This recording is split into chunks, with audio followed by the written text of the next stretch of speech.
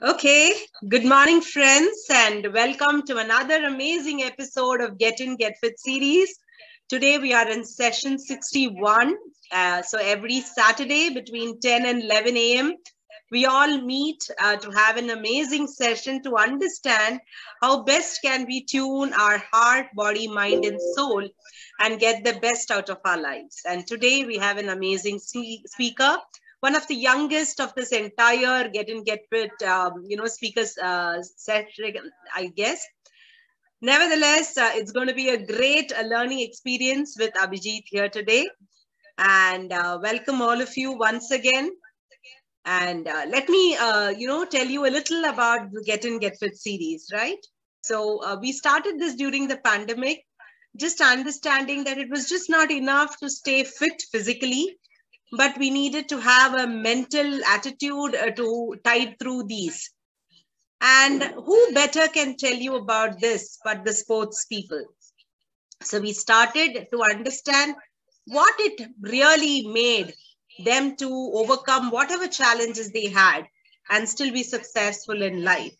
And then we brought in a lot of speakers from various arenas so that we could get a better understanding of this unison of heart, body, mind, and soul. So in keeping that in mind today our speakers topic is going to be a blossoming example in regaining health and fitness. So we are presenting to you Abhijit, the speaker for today.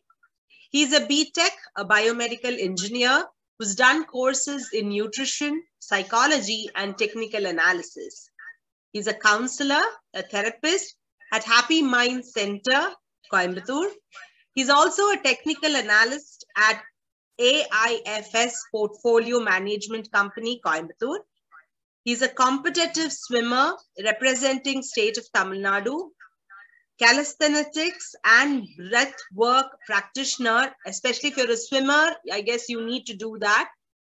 And he's also a sports nutritionist. So we are extremely happy to have Mr. Abhijit with us as our expert speakers today. Over to you, Abhijit. Thank you so much for the lovely introduction. Hello people, glad being here, glad being with you all, and let's get started. So as the host rate gets transferred, I just want all of the participants here to just settle in.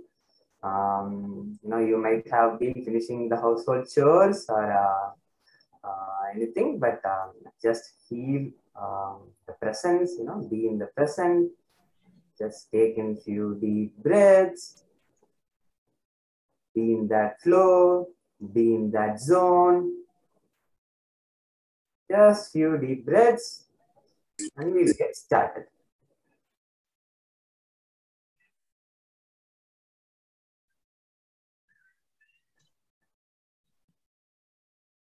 Just feel the space around you, the people around you, the sounds around you. Just feel alive wherever you are and breathe deeply.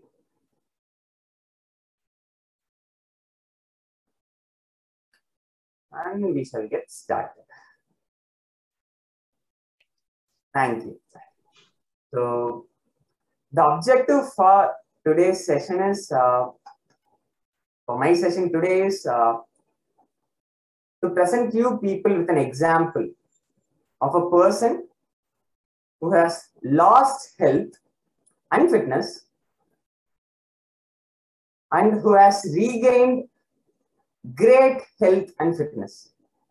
Again, I repeat, who has lost health and fitness and who has regained great health and fitness.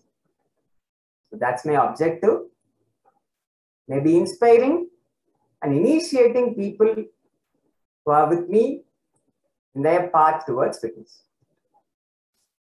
So whatever be the session, we speak about a powerful start, right? So for this session, I also thought of a powerful start. And nothing is better than presenting with a live example, right? So I'll show you live example of me. So that was me, more or less 9 years back. Am I audible, people? I couldn't see any. Yes, Abhijit, you are audible. Please go ahead. Thank you. In case the recording or the session closes, I request all the participants to log in again because of the few hiccups we had in the first initial 15 minutes. Thank you. Perfect. So I encourage the participants to use the chat box to the best extent possible, and kindly stay muted. And chat box is all yours. Feel free to answer the questions, post in your suggestions, and I'll look into those too. So this is me. I call this phase the PAX, more or less 9-10 years back. And everyone earns for a good physique, right? Whenever we are young, be it a girl, be it a boy, we earn for a good physique, right? Good level of fitness. And present generation, they earn a lot, right? So I had that. It more or less looks like actor Surya. If people are from Tamil Nadu, they know him. North Indians, maybe Hrithik Roshan, maybe Tiger Shroff. I was at that point before 9-10 years. And if elders are here, they could relate it to the younger days using a Karla Kattai, in Tamil Nadu, we call it Karla Kattai. So, irrespective of the generation, be it young or be it old, we all earn to have a great physique at some point of our lives, right? So, a girl appreciates a man who is fit and capable, and vice versa. Man appreciates a girl who is fit and capable. And the society, as a whole appreciates these individuals who are fit and capable. So, all these photos that I'm going to show you people, right? Each of those photos is pretty powerful and path paving, okay? Now we will look at the next photo. And this is me, no photoshops, the same me before more or less 5 years. As you could see, it's not necessary for you to be from a medical background to understand what happened. The previous photo and this photo, you could see the difference. Not necessary for you to be from a medical background, right? I lost 35 kgs, 35. Okay. I was more or less 18, 19 during that time. 19, losing 35 kilograms. More or less an Indian adult weighs around, male weighs around 75 kilograms. And I lost 35 kilograms. I was 40 during this time. And as you could see, just pay attention to my forearms, my arms. You could see that there are just bones wrapped around skin. It's a disturbing picture, I agree, but still it needs to be showed, right? Yeah. So just pay attention to the physical appearance in this picture. Just pay attention to the arms. Just pay attention to that rib cage.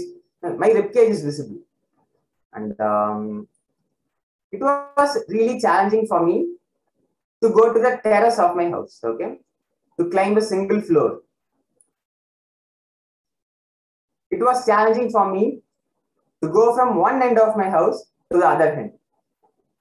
More or less 100 meters. It was challenging. I was bedridden, people. I'm a youngster. And recovery is, people feel that, the society feel that recovery is easily possible for youngsters.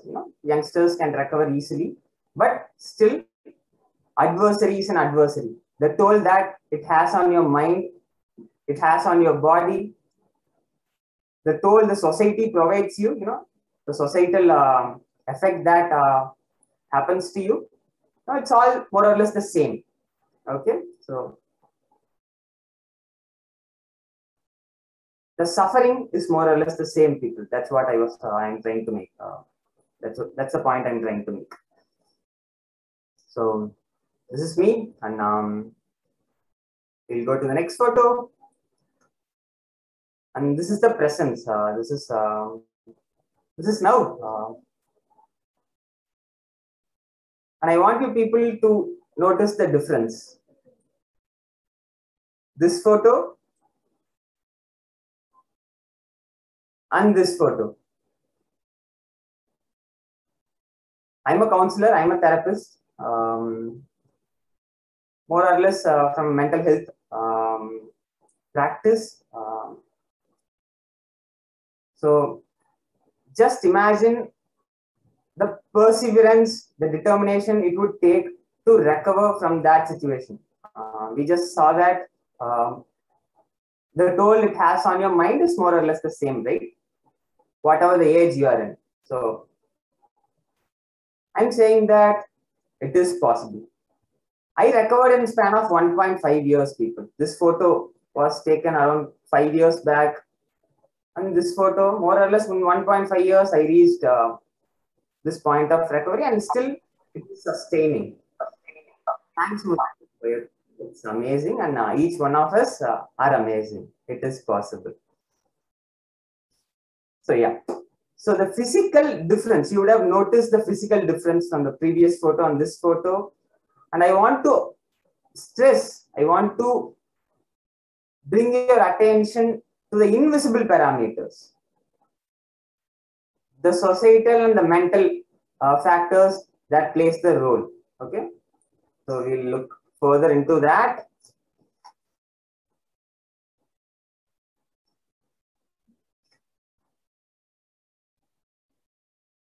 So as I have presented, photos speaks a lot more than words.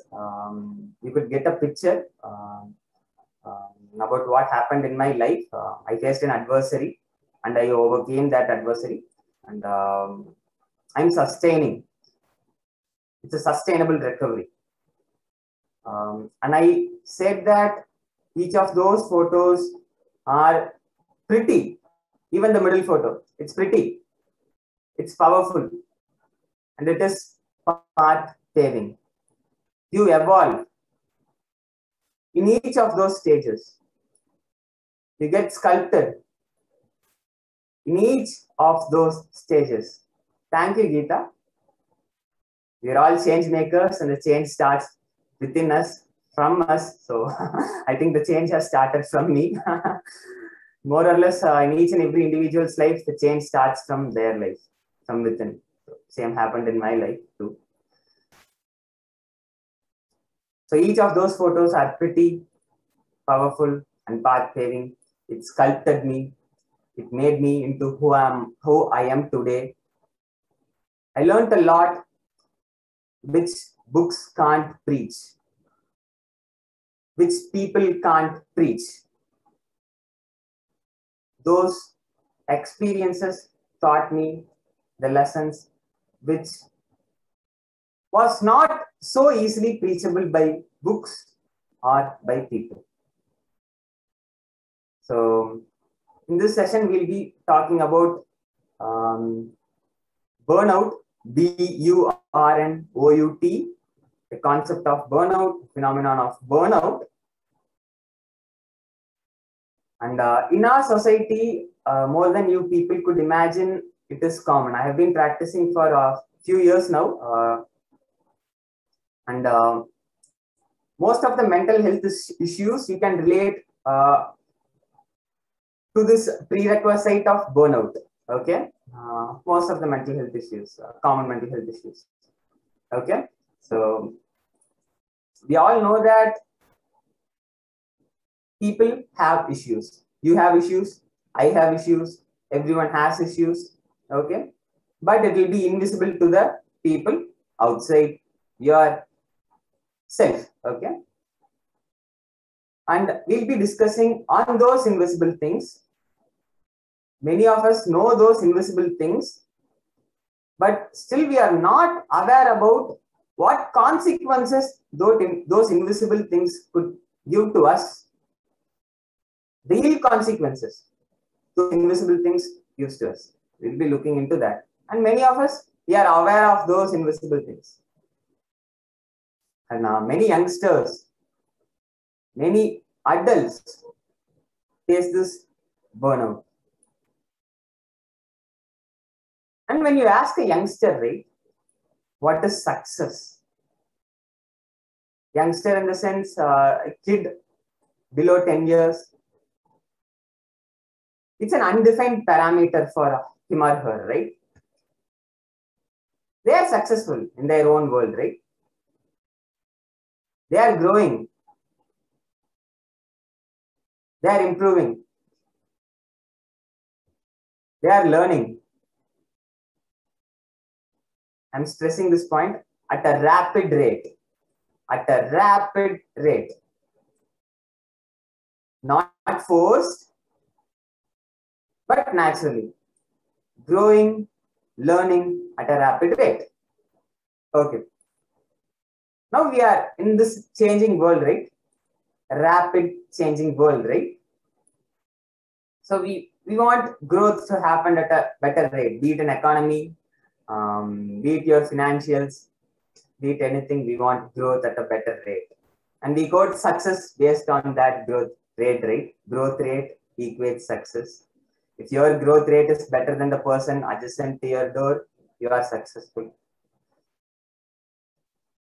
So on course of time, right, we are conditioned people. You all know that we are conditioned, but we don't know the consequences of those conditioning. And I just presented you with photos, which happens in various degrees on everyone's lives. In my example, it happened to a great degree, okay? But for everyone, it happens at various different degrees. So on course of time, due to that conditioning, we push ourselves, right? In different domains of life.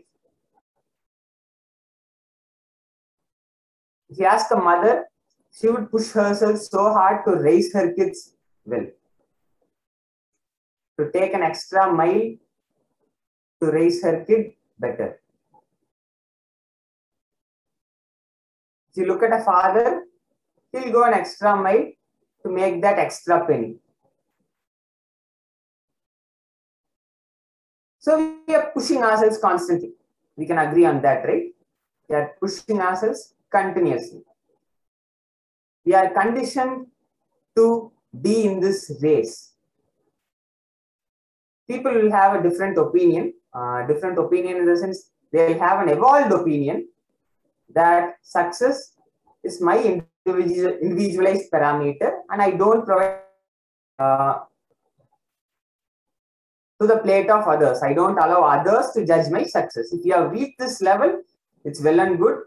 But practically, realistically, most of the individuals, I could say like 9 out of 10 individuals are in this race and are conditioned and will struggle at some point of their lives. The burnout occurs in various different degrees. Okay, so that was the point that I tried to make for a few minutes, and let's come back to this concept of race, people. I'm just asking the participants here, were you a part of race? Some or the other forms of race. Just type in the chat box what race you are in, and just type. Be it financial, be it getting a better managerial position, better position at your office, improving yourself. What race? If you are into a race, just type S. If you can be specific, just Be specific in whatever race you are into.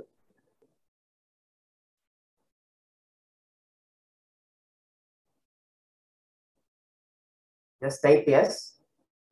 If you could relate what I'm saying, if you could relate to what I'm saying. Okay, hope I'm relatable.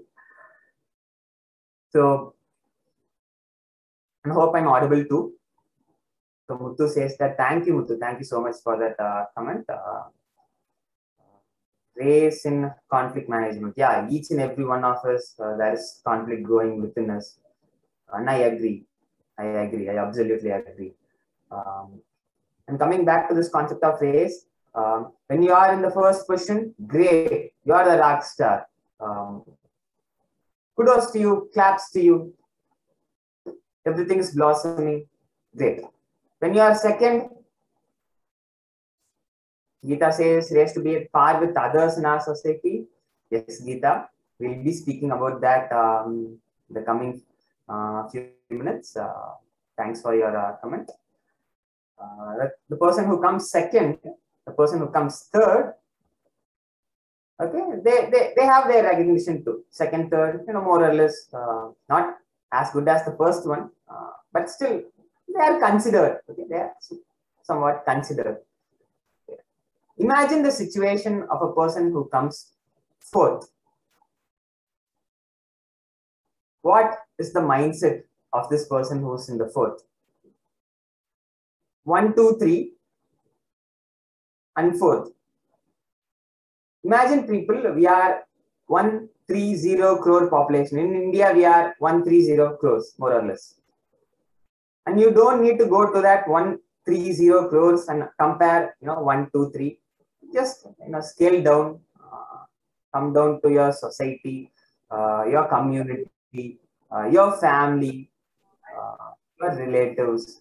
Now, there is always this comparison. There is always this race, consciously or subconsciously. And this race is mostly unhealthy people. Based on the conditioning, the race is unhealthy. If the opinions have evolved, if the conditioning is evolved, it turns into a healthy competition, healthy race. But mostly, practically, realistically, 9 out of 10, it's an unrealistic, self-pain inflicting race, people. So, marriage is part and parcel of our life, right? When a girl reaches the age of 22, 23, 24, they want to get her married. Okay. Now, first the better. I agree that marriage at an appropriate age is good, is healthy, but it is not necessary for it to be a race, right? Muthu says that there is conflict in his colony. So many people are trying to resolve the conflict. So it has become a competition who will succeed in resolving it. That's a healthy competition. And I appreciate your colony, Muthu. Lovely. So as I was saying, marriage is more or less like a race. Each and every family will have a marriage at some point in their lives. Hard to get their son or daughter married. The mother will be supporting the father. Marriages, early marriages, 22, you married at 22, 23, first question to you. You're married at 24, 25, second question to you. You're married at 20,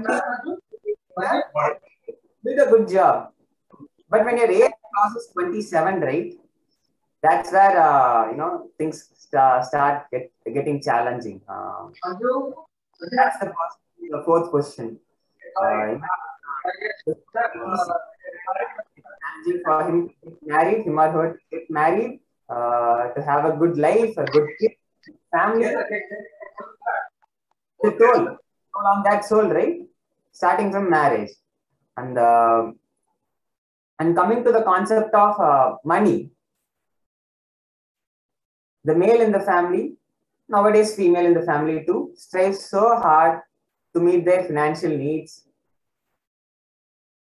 to be successful in the terms of finance, right? I agree that we all know these things happening in our society, but we don't know the consequence that result because of this striving towards so-called successful things. Okay, getting into better financials, mom and dad both working so hard, and the son too working so hard so he will get a better groom, better bride. Money plays a vital role. And when you look at society, when I look at society as a whole, I took marriage as an example because it happens in each and every family and it is common to all. Okay. No, money for the marriage in the sense earning a specific amount of money so that we can meet the ends, so that we can start searching for a bride or groom. I agree it's important, but I'm asking whether there is a balance in the equation. So that's my question. And when you look at our society as a whole, right? When you see the marriage functions that are happening, they all know that it's a thing that only lasts for 3 days, and they spend more or less 20 to 30 years of their savings, earnings, hard earned.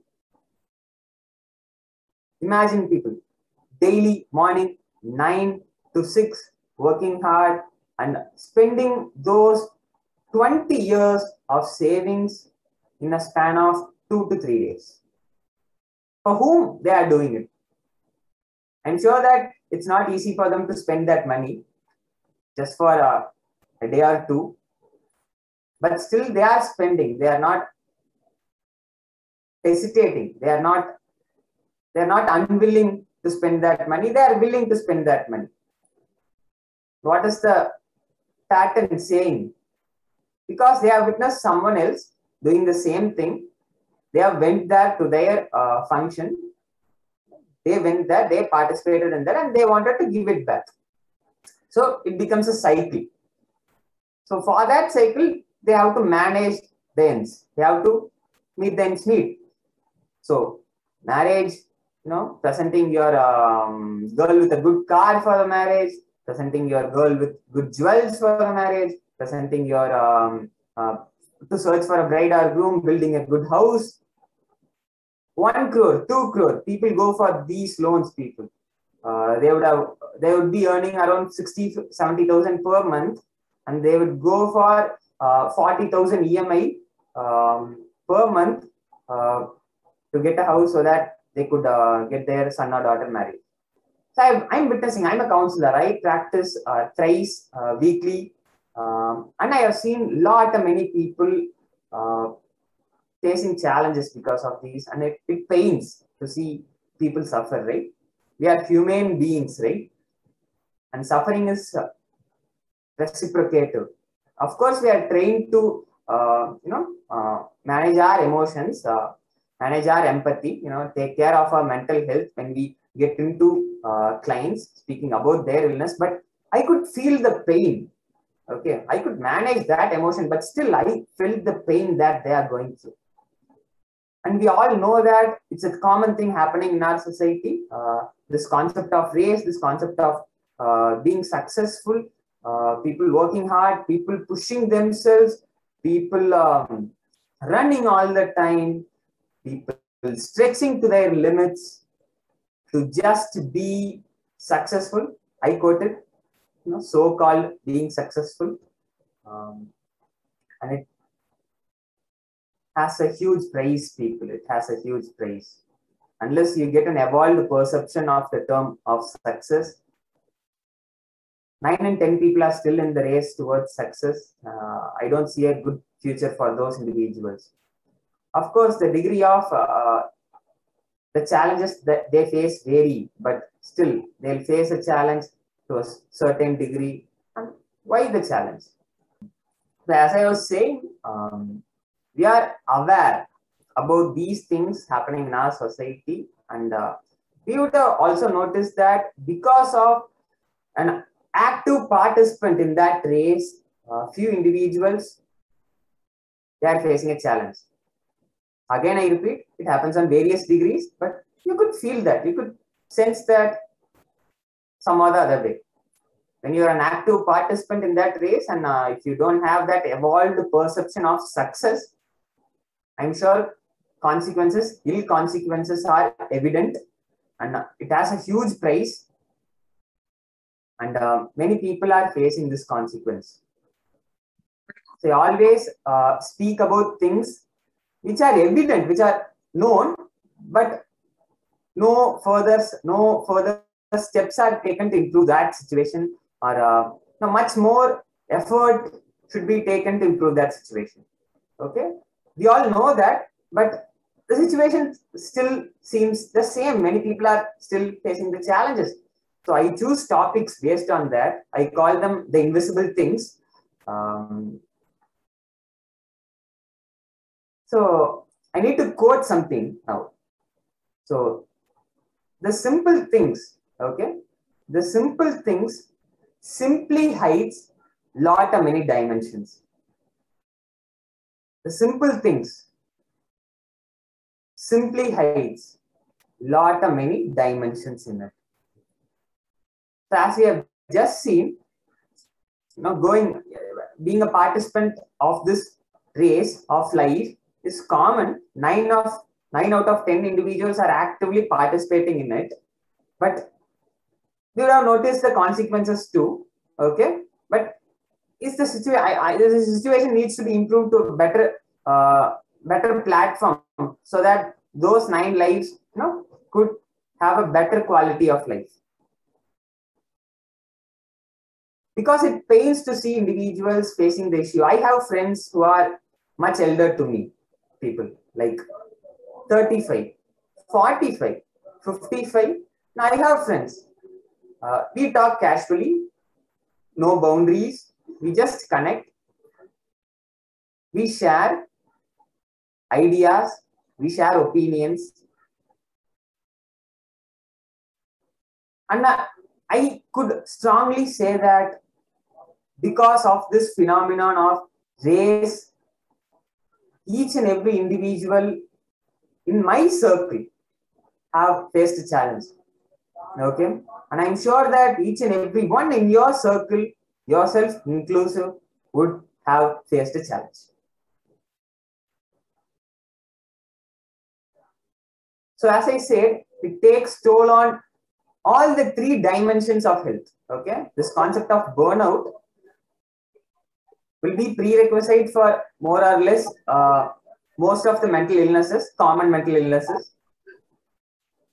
And it takes toll on all the 3 domains of health. Physical, you saw what was the physique, what was the state I was in that middle photo that I have just showed you people. It takes toll on your physical health. Just imagine the mindset you will have when you are in that state of health. It will be terrible. Every day will be a challenge. Every day to wake up, to go on with the day, to do your activities, to take care of your responsibilities will be a challenging thing. Every day will be a hellish experience. But I told that each and every one of those photos, including that middle photo, is pretty powerful and path paving. It teaches you lessons which people and books can't preach. Something you need to experience, feel it, and learn from it. So it becomes ingrained in you. It's not a superficial lesson. It becomes ingrained in you. It becomes a part of you. Those lessons becomes a part of you, and it stays with you for the rest of your life. So from my learnings, okay, I could compress it and put it down into 3 points. Okay. The first one is, for a recovery to happen at an efficient way, for individuals facing burnout, okay, and burnout is part and parcel of each and every one of our lives with varying degrees. And your life will be better when these three things are practiced. Okay, recovery will be much better. Quality of life can be improved. Who doesn't want a better quality of life, right? So coming back to those three things, it's the art of letting things go. Okay, we always are conditioned to keep things in control, right? To keep things within our hands, to regulate things when it goes out of hand. It's an inherent mechanism built into us to maintain stability in our lives. Okay. But what this conditioning does is that we become super obsessed towards this control that many individuals go an extra mile and lose balance in their lives. And they feel guilty. I felt guilty to go easy on myself. So that was the result of that transition from the first photo to the second photo, losing 35 kilos. I was not allowing myself to go easy on myself. Okay. So that was the result. It took a toll on my physical health, mental health, and social health. So letting things go, just going easy on yourself, not feeling guilty to go easy on yourself. And I have noticed that people feel guilty a lot. I thought that I'm the one feeling guilty. But after I learned psychology and after I started my practice, it has been 2 years. And I've noticed that this guilt phenomenon is common, people. Really, really common. And it's challenging to let go of those phenomenon of guilt, to relax, to take time for yourself. It's all about striking balance in our lives. And that balance is very much possible. And it's all boils down to changing that conditioning, to improve that conditioning. Okay? That conditioning didn't happen in a day or two. It took years for you to get conditioned that way. But still, it takes time for you to improve that, to reach that evolved perception of success and incorporate it into your life and make your lifestyle as a part of that evolved phenomenon. It takes time. And it all starts from breathing, people, just breathing into your life. Okay, I call this as breathing into your life. So I start with this activity with my clients. We call this breathing into your life. So if time permits, we could do that activity. So as I just quoted, those three things are going easy on yourself. First point, going easy on yourself, just letting it go. You are not master of everything. You can control things, but you can't control everything. You need to learn to let things go. And many elder individuals learn this from experience, but I'm damn sure that I've been supporting many youngsters these days. Elders alike, but proportionately, many youngsters. Many youngsters are facing this issue, facing challenges in letting things go and going easy on themselves. Okay, they take impulsive decisions, sometimes even suicide, because they are not allowing themselves to go easy on themselves. Elders, they learn it from experience, but youngsters, they are facing a challenge. I know that many people, many participants here are elders, and it is up to them to impart the art of letting go, to go easy on their life, asking their children to go easy on their life, lies in the hands of the people who are aware, lies in the art of parenting. It is very much important for a healthy growth, sustainable growth. First point, the art of letting go. The second point, it takes time for the individual who are into this burnout and who are facing a challenge. It takes time. It didn't happen in a day or two. It took years.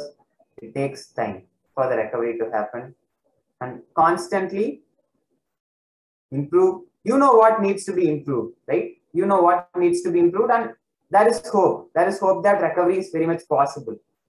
You don't need to, stay at the bottom of the pit. I told that the second picture is called as the pits, right? It's not necessary for you to stay in that pit forever. Recovery is possible.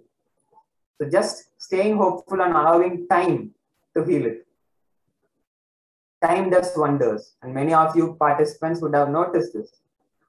Trauma heals with time. It takes time. And just breathe all the time. I don't have a magic formula, do this step. I'm just saying that when you breathe into your life, you will come across your own magic formula to strike that balance.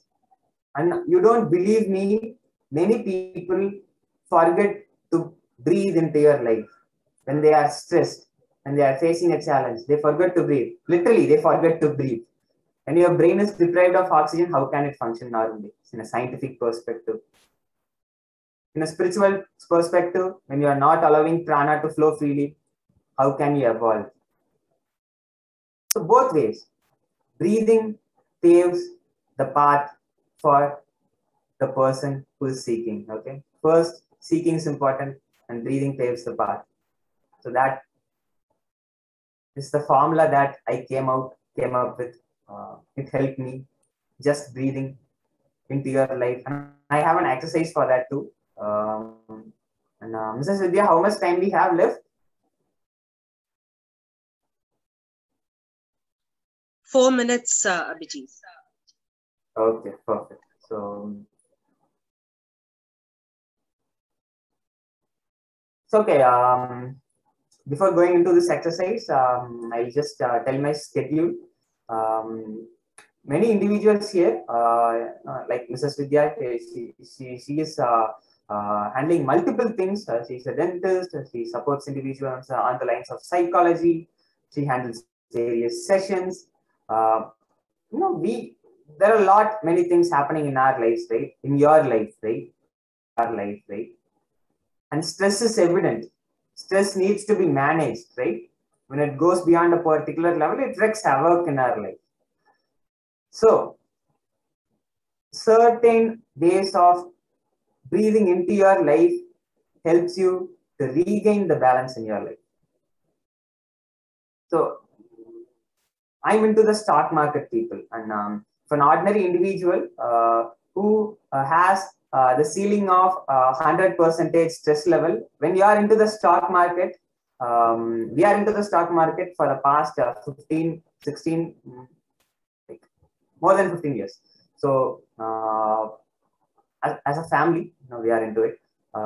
So in stock market, this stress level goes to the level of 200%. Okay, it's double. When you are into stocks, when you are into that zone, you can feel that stress. And we are pretty successful in that domain. So because we could manage that stress that happens in our day-to-day lives, we manage a lot of cash. Not our cash. We run a portfolio management company. We manage people's cash. You can be concerned with your cash, I agree, but you should be more concerned with other people's cash, right? So a lot of stress plays a role in our lives, my family's lives. And we are pretty successful in managing that stress. So that's the reason we are successful in that field. And in the domain of my practice too, I could make many changes in people's lives because of this simple activity that breath work does to you. The simple activity of breath work does to you.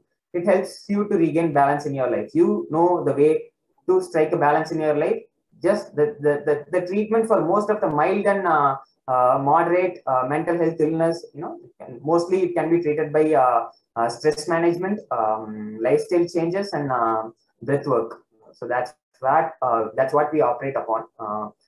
My team, they also operate on the same way, and it is providing good results, people.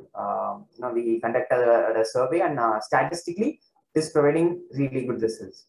So I don't know we have any more time, but still I'd like to conclude with a little bit of exercise. It's a simple exercise. It's not necessary for you to do right now, but I'll just say it, and you can try it sometime soon. Maybe you can try now. It just takes a minute. Just feel comfortable. Just make your muscles relaxed, especially your thigh muscles, your neck muscles, your shoulder muscles, your eyebrows. Just let it loose, let it relax. Again, I quote, we have this quote in our clinic. When you are relaxed, you can reach places.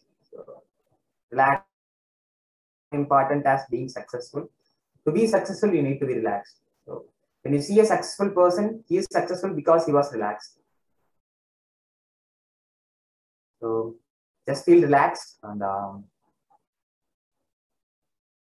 lift my hands so that it's a breathe-in process, and I'll hold my hands. It's a breath hold process, and when I lower my hands, it's a release process. Okay. So here we start. Muscles relaxed. Breathe in. Hold.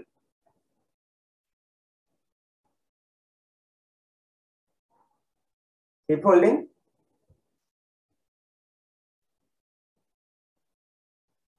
And let it go. Slowly. Only breathing in through your nose and breathing out through your nose. Lots of science is incorporated into it. But we'll do the activity. Again, breathe in. Hold.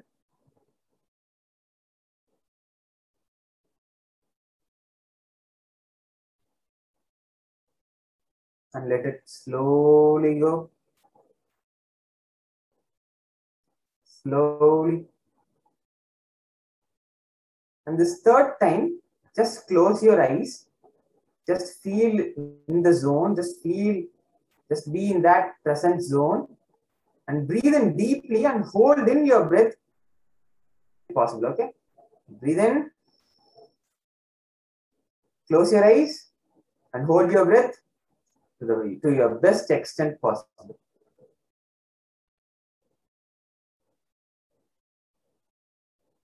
Just focus on keeping your muscles relaxed. You don't want your oxygen to go to that muscle. Just conserve your oxygen. Just stay relaxed. Your muscles are relaxed. Oxygen is conserved. When your muscles are relaxed, there is mind-body connection. Your mind will be relaxed. And again, the oxygen is conserved. Hold your breath. Do your best.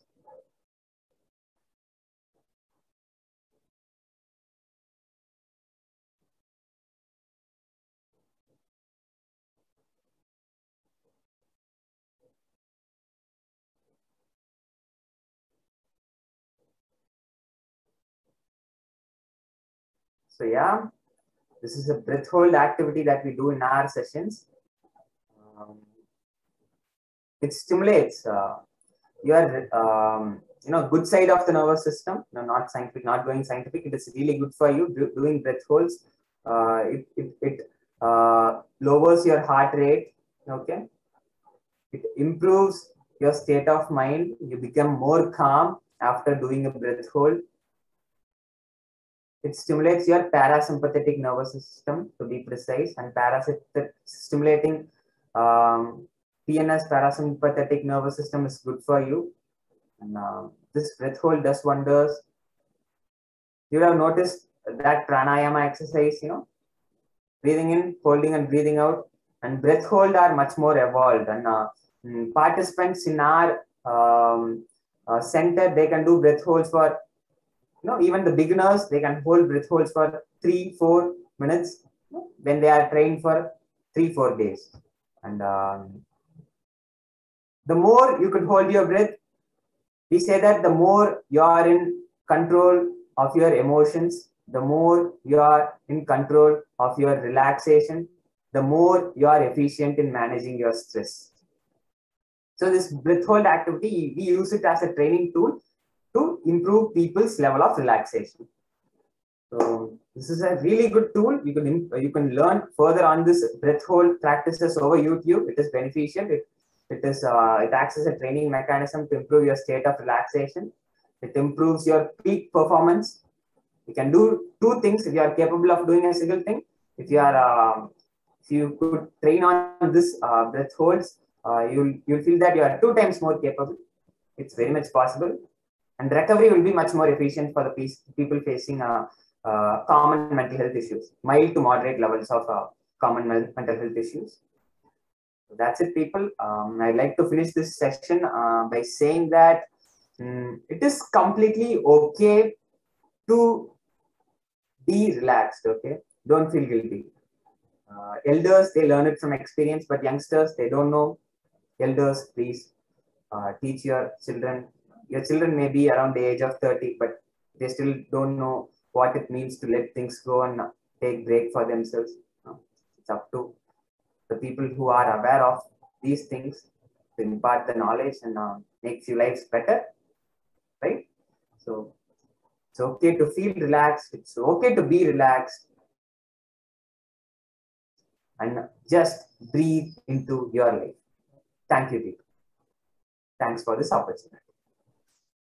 Thank you so much, Abhijit.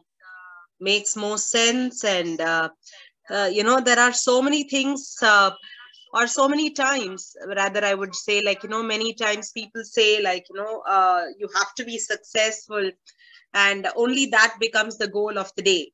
And we don't understand the value of burnout. And many a times we talk about, only the fat people or people who are obese or overweight who go through this mental trauma. But there are many people, because of burnout, they lose a lot of weight, and which is an undesired weight loss.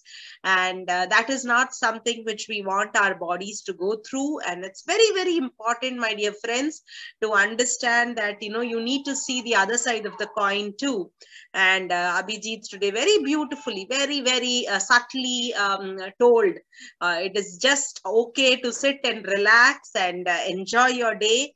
And also make yourself understand that, this too shall pass. And you can always have a road to recovery by just strengthening yourself. And thank you so much, Abhijit, for that exercise at the end. We think just breathing in and breathing out is a very simple thing. What is so great in that, right? But my dear friends, if you understand that most of us, when we are worked up, when we are tensed, our breathing actually increases, and that increases your heart rate and your blood pressure. By just relaxing, calming yourself down, being mindful of what you're going through right now, actually supports your entire internal system, and your parasympathetic nervous system actually takes on and makes you feel better. And all of us have our highs and lows, but nevertheless, don't give up, and come back and bounce back, and be, that person which you want to come back and tell your strong story, right? As just Abhijit did today. And I'm sure you all must have seen the initial pictures of Abhijit, the initial youngster, full of dreams, but got burnt out. And now you see him living his life of dreams, right? So it's for you, me, everybody, and all of us fit into this category. It is only up to us to actually take that one step forward, and make ourselves understand the need to sit back, relax, and take life easy. As we have heard that famous song which says, "Take it easy" policy, right? So I now would like to, request the delegates to unmute and share a few words of the session, and for Abhijit. So Parvati says, wonderful session. Thank you, Abhijit. Thank you, Vidya. Geeta Amma says, excellent session, Abhijit. So many things to learn from your own self. Thank you so much. Try to do the breath control technique. Definitely, Geeta Amma, it really helps. Muthu sir says, what if even the elders don't know how to let go, especially in our country where majority gets stuck with the rat race? Abhijit, your thoughts on this? Yeah, so as I said earlier, it is very much common, irrespective of the generation, irrespective of the individuals who is born in 1950s, 70s, 90s, the phenomenon of letting things go, going easy on their life is a challenging thing. It all boils down to a change in perception, starts from the family, start from the elders' experience, and imparting it slowly to the child. You know, that taking breaks with the family is as important as working hard for their living.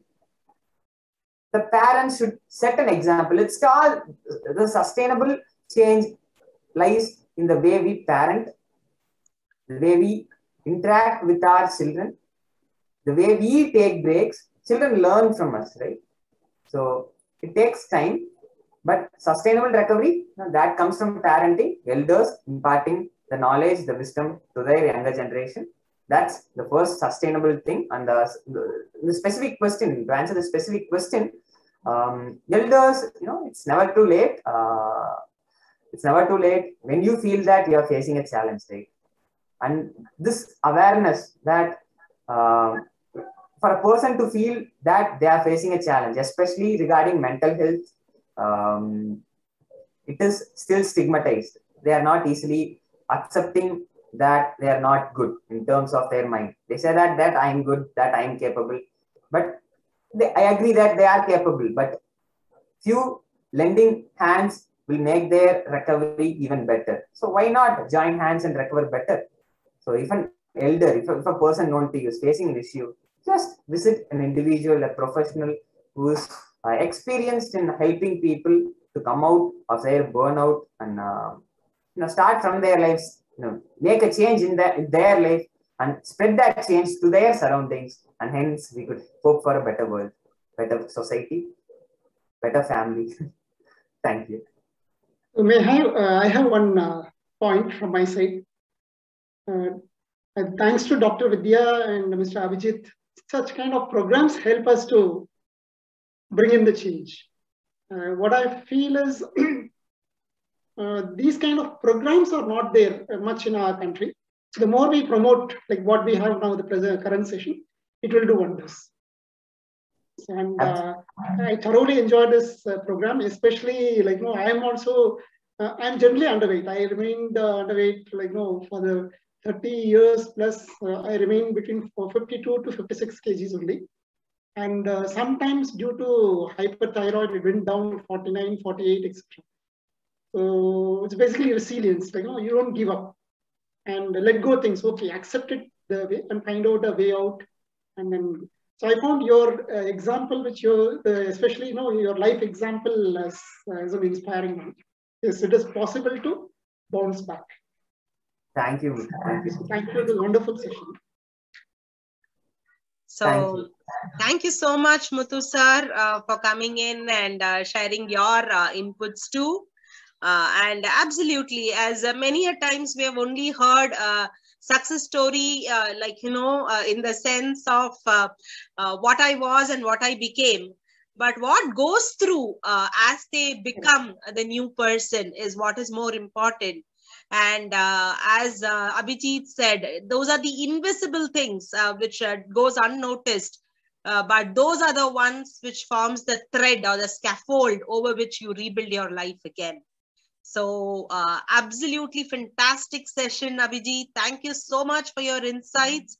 And it was a pleasure having you with us today at Get In, Get Fit. And as I always say, Get In, Get Fit does not necessarily mean only about the physical fitness. It also means about the mental toughness. And today we had just another session which proved that mental toughness really comes out of a lot of grit and determination. It could be personal. The lessons could be different for each one of us. But nevertheless, bouncing back is the thread which all of us need to hold on to and get back on track. So having said that, thank you so much, viewers, for this active participation. And thank you so much for being a part of this integral family of Get In, Get Fit. And all I can say is have a great weekend and enjoy your time. And definitely, we are going to have much more fantastic sessions in the years to come. And thank you so much, Abhijit, for all these wonderful inputs. And thank you, delegates, for your lovely interaction. Have a great weekend ahead. And wishing all of you the best in life always. Take care. And bounce back, people. Take care. Yes, bounce back.